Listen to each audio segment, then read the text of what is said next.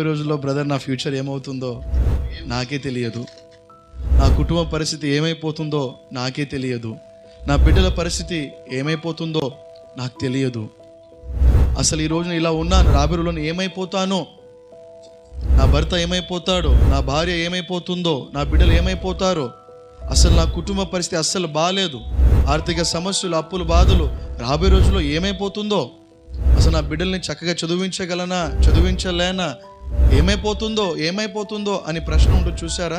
దయచేసి జ్ఞాపకం పెట్టుకోండి, ఏమైపోతుందో ఈ ప్రశ్న పక్కన పెట్టేసి అక్కడ మీరు చేయాల్సిన పని ఏమిటంటే దేవుణ్ణి మధ్యలో తీసుకురావాలి.